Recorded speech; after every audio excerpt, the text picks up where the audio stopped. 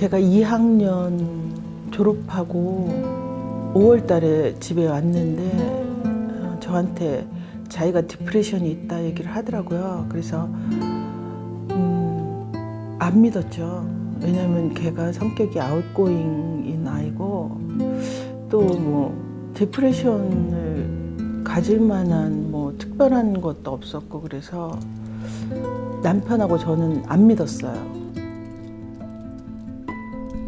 겉으로 볼 때 멀쩡하고 아무런 뭐가 없으니까 빨리 병원 가자라는 생각 외에는 이 녀석이 빨리 학교를 가서 졸업을 해야 되는데 5월 말쯤 되니까 증상이 나타나더라고요.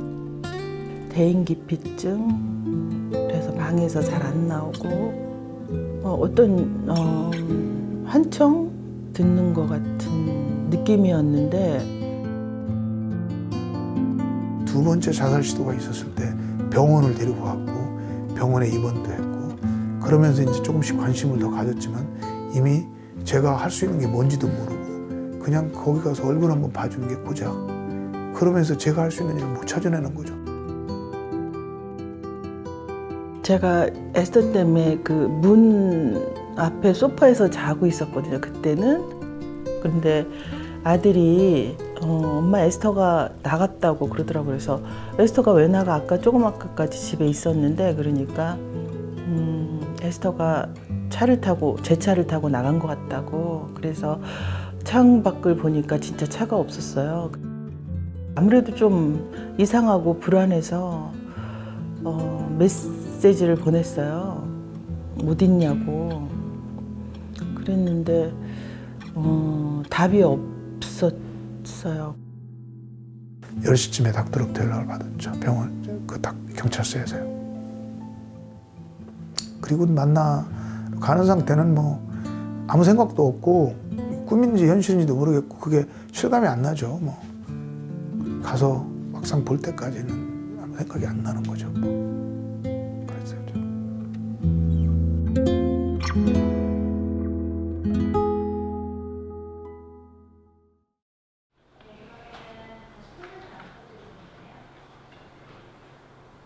에스더하 재단의 설립자 하용화 회장. 그는 1989년 뉴욕 보험회사의 대리인으로 보험업계에 첫 발을 내민 후 현재 미국 36개 주의 서비스를 제공하는 기업으로 일궈낸 미국 성공 신화를 이룬 인물입니다. 1992년 솔로몬 보험회사를 창립한 이래 2002년 뛰어난 아시안 아메리칸 비즈니스 50인 선정, 2003년 힐러리 클린턴이 수여한 우수 아시안상 수상, 2013년 앨리스 아일랜드 자랑스런 이민자상 등을 수여받으면서 탁월한 비즈니스맨의 성공 가두를 달리고 있었습니다. 그 인생을 저 딴에는 잘 산다고 살면서 어쩌면 지금 지나고 보면 그게 저 나름대로의 어떤 기쁨이고 행복이었나 봐요. 남에게 봉사하고 헌신하는 거에서 들어오는 그 행복감. 좀 이거에 너무 크다 보니까 한쪽 방면은 좀 소홀히 했다라는 생각을 저는 해봤어요. 나중에 2014년 1월 17일 날 그 아이가 이제 하늘나라를 먼저 떠난 뒤에 어느 한쪽에서는 일면에다가 전 뉴욕 한인회장 하용화 씨의 장녀 투신 자살 이렇게 해서 기사를 크게 뽑았더라고요. 네, 그 뒤로 이제 그렇게 되고 나서는 집안이 이제 쑥대밭이 되는 거죠. 그래서 우리만이 아니라 아마 대부분이 그렇습니다. 한 명의 아픔이 또 한 명의 그러한 일이 참 모든 걸 바꿔놓죠.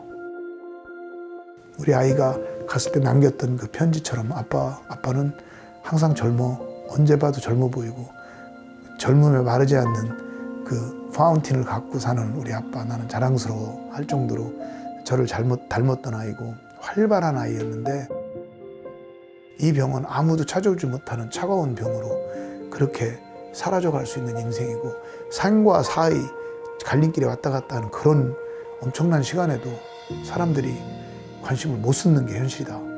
그러니 이거 큰 병이라는 걸 좀 알리자. 그래서 어웨어니스 프로그램을 하자. 그래서 멘탈 헬스 어웨어니스 프로그램을 하는 재단을 만들기로 결심을 해서 그 일이 있은 뒤로 4개월 후에 에스더 하와 파운데이션이 생겼죠.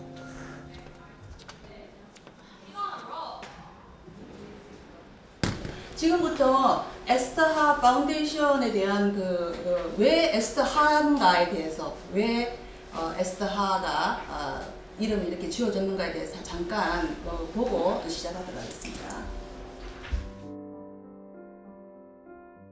My story starts with an eating disorder, anorexia nervosa, and with it comes actually a lot of anxiety, depression, skewed perception of yourself. 재단을 만드는 것으로 에스더에 대한 미안함을 대신할 수는 없었지만 자살이라는 같은 불행이 재발되지 않도록 돕는 것이 딸의 죽음을 헛되이 하지 않는 것이라 굳게 믿고 있는 하용화 씨. 이 모임은 뉴욕 주에서 허가가 난 그 멘탈 헬스 퍼스트 에이드라고 해서 자살 방지를 위한 긴급 조치 그런 프로그램입니다. 그래서 하루 8시간의 수업을 들으면 그 사람을 어떻게 하면 자살로부터 구출을 해서 생명을 살릴 수 있을까 하는 걸 가리키고 또 그러한 응급 상황이 발견이 됐을 때 어떻게 우리가 대치를 해야 되는지 이런 것들을 배우는 그런 시간입니다. 저희들 같은 경우는 이제 청소년들과 그다음에 어른들 모두가 대상인데 청소년 같은 경우는 사실 왕따라든지 여러 가지 정체감의 혼란 이런 것들로 학교 생활을 잘 못하는 그런 청소년들이 많이 있습니다.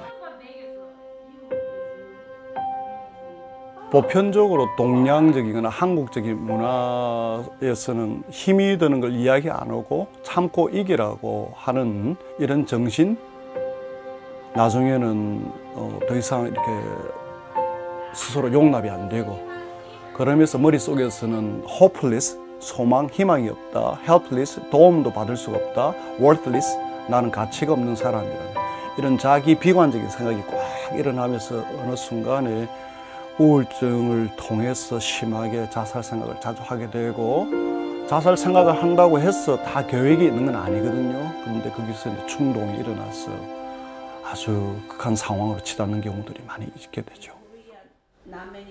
제가 늘 교인들 가정이나 또 이민사회의 가족들이 자살 방지, 또 우울증, 그리고 가정 폭력 뭐 이런 것 때문에 늘 관심이 있었는데 내가 먼저 배우고 그들에게 또 이런 좋은 재단이 있다는 것을 소개해서 미연에 방지하고 싶어서 교육받으러 왔습니다.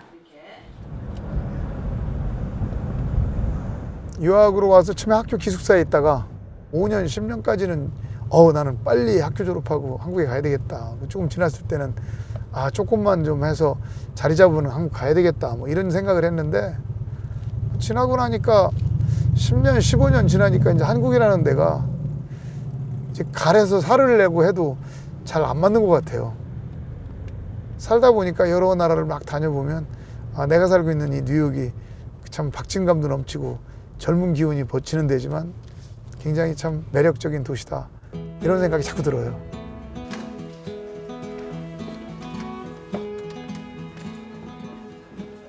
아니야, 그거 갖고 있어. 그대로 있어. 그대로 있어.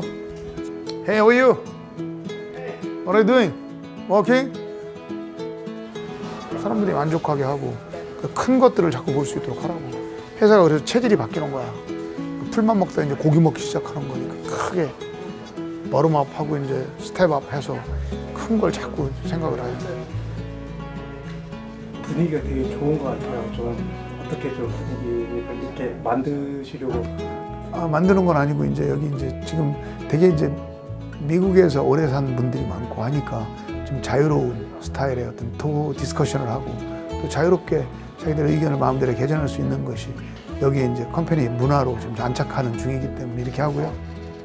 일단 일을 하면서 즐겁고 행복하고 요즘에는 그리고 자기의 그 독창성, 창의성을 강조해야 되고요.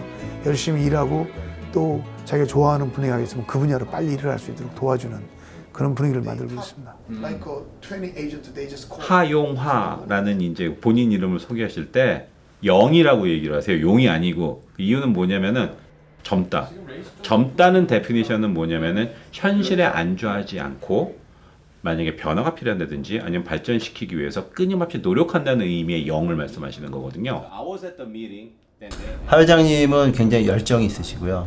그리고 정말로 그 비즈니스 드라이브가 강하신 분이십니다. 그래서 항상 저희가 옆에 있으면서 배울 점이 많은 분이십니다. 사업만큼이나 열정적으로 이제 그 재단 일도 많이 하시고 있고요. 또 재단을 통해서 많은 분들이 도움을 받고 있는 걸 제가 알고 있습니다.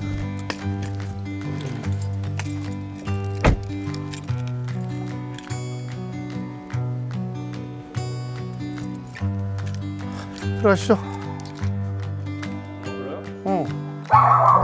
뭐래 그래. 조용히 하네.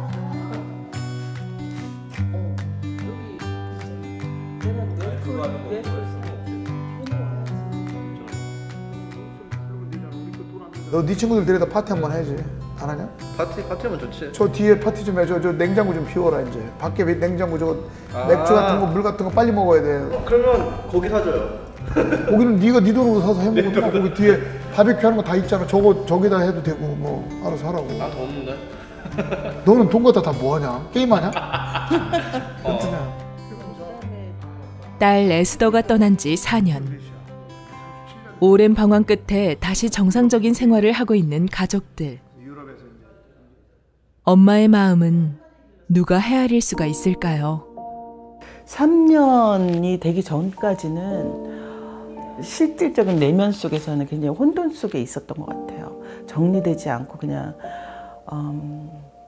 이렇게 엉켜진 실타래처럼 모든 것이 엉망인 채로 있는데 3년 상이라는 게 이래서 있구나 그런 생각이 정말 들 정도로 3년이 지나니까 제 생활을 그래도 정상적으로 할 수 있게 되더라고요.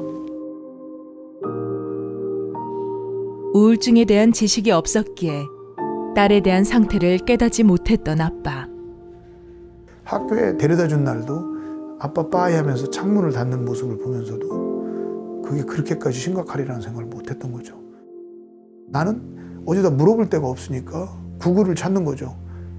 우울증을 낫게 하는 방법, 이런 어려움이 있을 때 어떻게 해결할 수 있나 이런 것만 보면 거기에는 뭐 햇볕을 자주 쬐라, 저녁에 잠을 잘 자야 된다. 잠을 잘 잘 수가 없는 애한테 잠을 잘 자고 한숨도 못 자는 애를 아침에 데리고 밖에 햇볕 쬐려고 나간다면 죽이는 일이잖아요. 마음의 병은 무엇보다 한없이 품어주어야 한다는 것을 깨달은 하용화 회장. 어떤 분은 가족을 만나는 게 싫고 어떤 분은 자식을 보는 게 싫고 자식을 봐서 치료를 하려도 해야 안 되는 분도 있고 그럴 때 제가 할 수 있는 일은 별로 없어요. 다만 만나서 같이 울어주고 같이 동조해 주는 거죠. 그걸 우리가 하는 거라고 저는 봐요. 몸과 영혼을 깊은 절망으로 이끄는 우울증. 하지만 하용화 회장의 진심 어린 호소에 사람들은 굳게 닫았던 마음의 문을 열기 시작했습니다. 힐링 콘서트라는 걸 했어요. 대부분의 사람은 인생을 살면서 한 번 정도는 우울한 감을 안 가는 사람은 없는 거고 마음에 상처 없이 사는 사람은 없으니 그런 분들을 위한 위로의 잔치를 하자 해서 테마가 있는 그 의사들과 테마가 있는 가수들을 모셔다가 여기 노쇼 하스피탈에서 저희들이 공연을 처음에 했죠. 그리고 잉그루드 하스피탈에서 도움을 줘서 크게 행사를 해서 300~400명씩 1년에 와서 그걸 듣고 보고 울고 웃으면서 그 1시간씩을 보낼 수 있는 그런 시간을 만들었고요. 그 힐링 캠프라는 걸 만들어서 정말 마음이 아프신 분들 도와주고 싶은 사람들이 어떻게 도와줄지 모르니까 그분들이 모여서 자기의 속마음도 이야기하고 이거는 정말 계속 꾸준히 관심을 가져야 되고 서로 의지해야 되니까 그래서 어깨에다 대를 쓰는 어깨를 빌려주는 게 우리 에스터 재단이죠. 그래서 조금은 울 수 있고 또 웃을 수 있고 그리고 자기를 나타낼 수 있는 그러한 장소로 우리가 대자해서 그걸 했고요. 그러면서 지금까지 이제 멘탈 헬스 퍼스트 에이드 프로그램도 하고 이러면서 4년을 지내오게 됐죠.